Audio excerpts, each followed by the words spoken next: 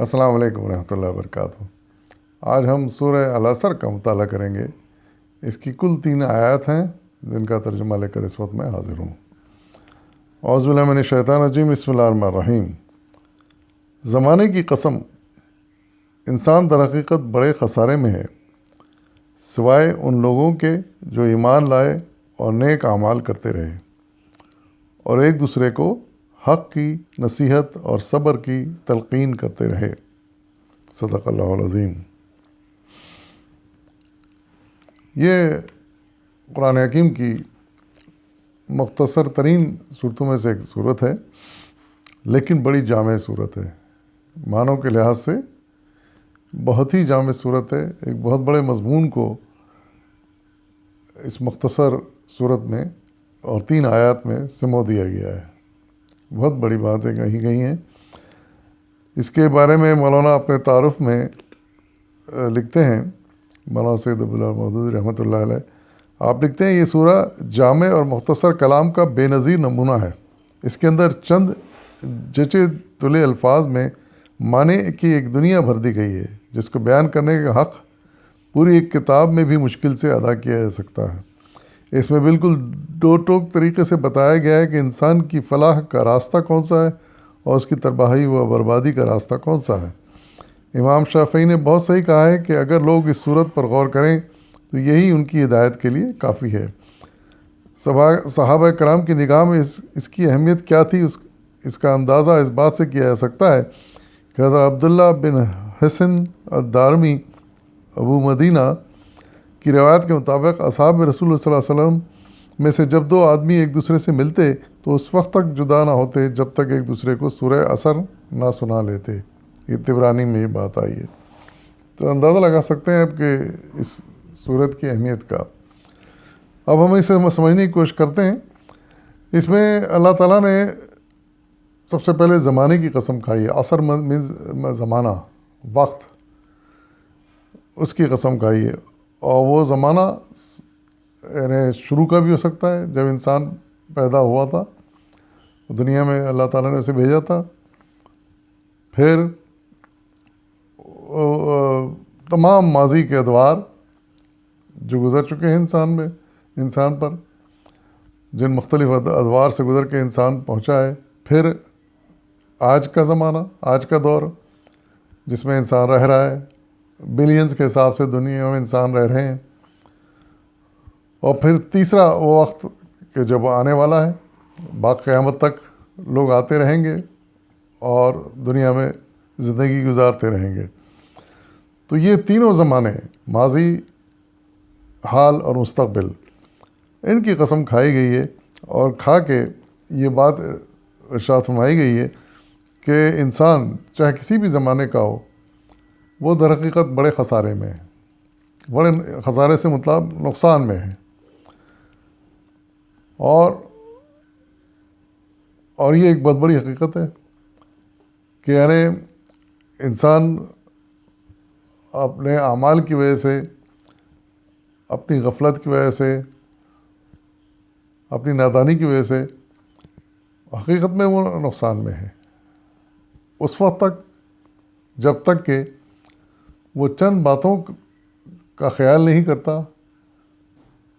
اور ان پر عمل نہیں کرتا۔ وہ 4 چیزیں یہاں بتا دی گئی ہیں۔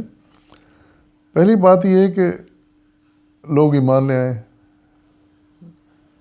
اللہ تعالیٰ پر، اس کے رسولوں پر، اس کی کتابوں پر، فرشتوں پر، آخرت پر ایمان مضبوط ہو جائے۔ تو یہ ایک صورت ہے، یعنی 4 صورتوں میں سے، 4 یعنی طریقوں میں سے خسارے سے بچنے کی ایک صورت یہ ہے۔ دوسری صورت یہ ہے کہ عمل صالحات کریں، نیک اعمال کریں۔ نیک اعمال سے مراد ہر نیک عمل ہے جو خدا کی خوشنودی کے لیے کیا جائے، انسان کی بہتری کے لیے کیا جائے، دوسروں کی بھلائی کے لیے کیا جائے۔ ہر وہ عمل جو اللہ تعالیٰ کی رضامندی سے ہو، اس کی مخالفت میں نہ ہو، وہ سب اعمال نیک کہلائیں گے۔ تو دوسری صورت اس خسارے سے بچنے کی یہ ہے کہ انسان نیکیوں پر چلتا رہے اور برائیوں سے بچتا رہے. جتنا اس کے ممکن ہے حتی الامکان وہ پوری کوشش کرے کہ برائیوں سے بچے اور نیک اعمال پر چلتا رہے، اللہ کے احکامات پر چلتا رہے وہ. پھر تیسری بڑی بات جو کر لے تو انسان اس خسارے سے بچ سکتا ہے جس خسارے کے اللہ تعالیٰ نے نشاندہی کی ہے سورت کے شروع میں. ایک تو تیسری بات یہ کہ ایک دوسرے کو حق کی نصیحت کرتا رہیں، یعنی نہ صرف یہ کہ خود حق پر قائم رہیں، برائیوں سے حق پہ قائم رہنے سے مراد یہی ہے کہ برائیوں سے بچنا اور نیکیوں پر چلنا، یہی حق ہے. اور اللہ تعالیٰ کی ہدایت جو اس کتاب میں نازل ہوئی قرآن میں ان کے مطابق زندگی گزارنا، یہی حق ہے. تو نہ صرف یہ کہ خود عمل کرے بلکہ دوسروں کو بھی اس کی تلقین کریں، اس کی نصیحت کریں، جس سے جہاں جہاں ممکن ہو دوسروں کو یہ بات سمجھائے کہ دیکھو یہ حق ہے، اسی پر چلنے کی کوشش کرو ورنہ پھر بہت بڑے خسارے میں رہو گے، جیسا کہ ارشاد فرمایا گیا شروع میں. اور چوتھی چیز وہ ہے صبر کی تلقین. یعنی ہم جانتے ہیں کہ انسان کی زندگی میں اتار چڑھاؤ آتے ہیں، نقصان آتے ہیں، پریشانیاں آتی ہیں، تکالیف آتی ہیں، آزمائشیں آتی ہیں، مختلف چیزیں دنیا میں چھن جاتی ہیں انسان سے، رشتہ دار انتقال کر جاتے ہیں، بزرگ انتقال کر جاتے ہیں، بعض اوقات یہاں تک کہ اپنے بچے انتقال کر جاتے ہیں. تو انسان کو ایسے موقعوں پر صبر سے کام لینا ہے، صبر کا دامن ہاتھ سے نہیں چھوڑنا ہے، مایوس اور دل شکستہ نہیں ہونا ہے.